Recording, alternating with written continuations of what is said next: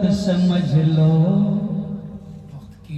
وقت کی یہ ضرورت سمجھ لو، بن پڑھے اب گزارا نہیں ہے۔ وقت کی یہ ضرورت سمجھ لو، وقت کی یہ ضرورت سمجھ لو، بن پڑھے اب گزارا نہیں ہے۔ نہ کوئی رہنما نہ حکومت، کوئی بھی اب ہمارا نہیں ہے۔ کہو زور سے سبحان اللہ۔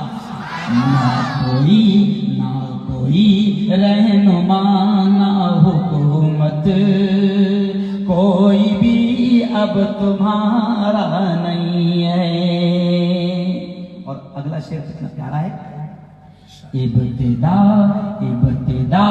لفظ اقرا سے یارو، جس کے قرآن کی ہو رہی ہے۔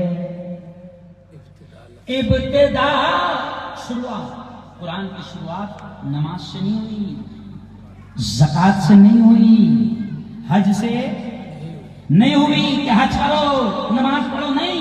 قرآن کی پہلی آیت جو اتری اس کا پہلا لفظ ہے اقرا، اور اقرا کے معنی ہے پڑھ۔ تو شاعر کیا کہہ رہا ہے؟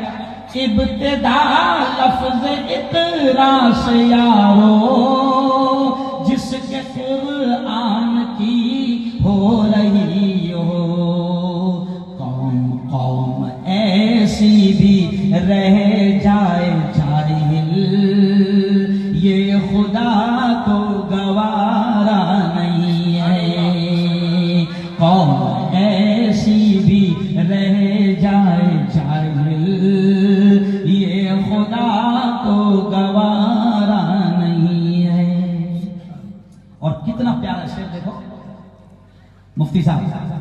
تم پڑھو اور پڑھ کر لکھو سب، ورنہ تاریخ بدلی ملے گی۔ عجیب شعر ہے۔ تم پڑھو اور پڑھ کر لکھو سب، ورنہ تاریخ بدلی ملے گی۔ ارے بھائی تم پڑھیں گے اور لکھیں گے تو آگے تمہاری اولاد کو پتہ چلے گا کہ یہ حبیب گنج تھا۔ نہیں سمجھے؟ تم پڑھو اور پڑھ کر لکھو سب، ورنہ تاریخ بدلی ملے گی۔ اب قلم اور کاغذ سے بڑھ کر دوسرا کوئی چارہ نہیں ہے۔ اب قلم اور کاغذ سے بڑھ کر دوسرا کوئی چارہ نہیں ہے۔ اور آخری شعر اسی پر بات ختم، کیونکہ مجھے لمبا جانا ہے۔ آخری بڑا عجیب شعر ہے۔ جی ہر طرف ظلم کی سازشیں ہیں، ان سے بچنے کی گر خواہشیں۔ اگر ظلم سے بچنا چاہتے ہو تو شاعر کیا کرا؟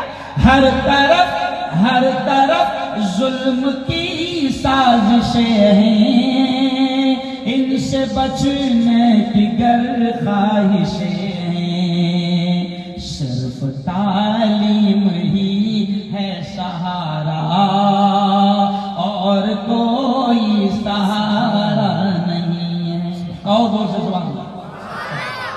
تو زور سے کہو پڑھیں گے، کہو انشاءاللہ کیا کریں گے؟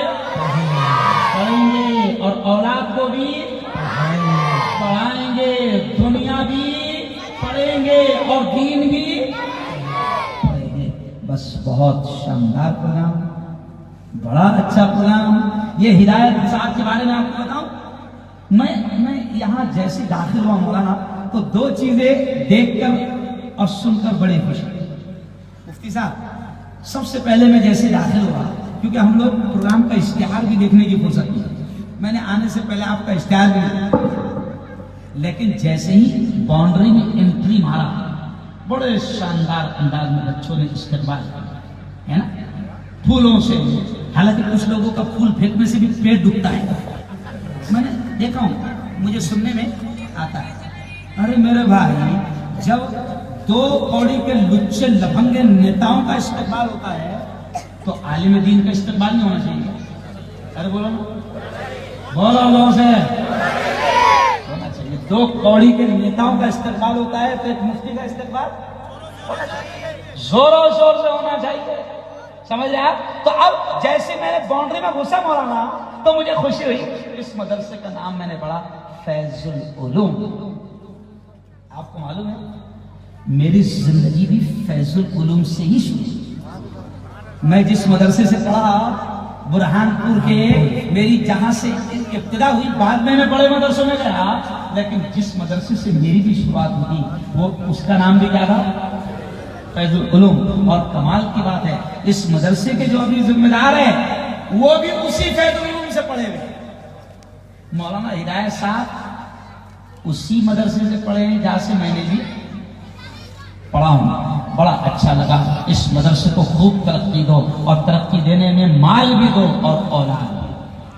کہو زور سے انشاءاللہ، مال بھی دو اور اولاد بھی، ورنہ یہ 4 دیواری کسی کام کی نہیں رہے گی. وآخر دعوانا، بس وآخر دعوانا ان الحمدللہ رب العالمین. 5 منٹ میں بچوں کو، جو 4 بچے حافظ بنے ہیں، ان کو پگڑی باندھی جائے گی، ان کو ڈگری دی جائیں گی. اور یہ جو محفل ہوں گی نا، اس میں دعائیں قبول ہوتی ہے. کیا ہوتی ہے؟ دعا چھوڑ کے کبھی نہیں جانا. اپنا الٹا معاملہ ہے. انسان کا معاملہ یہ ہے کہ انسان سے مانگو تو انسان کو غصہ آتا، اور اللہ کا معاملہ یہ ہے کہ اس سے نہیں مانگو تو اس کو غصہ. کیوں بھائی؟ تو دعا مانگے گا نہیں سر؟ بس 10 منٹ کے اندر اپنا پروگرام ختم ہو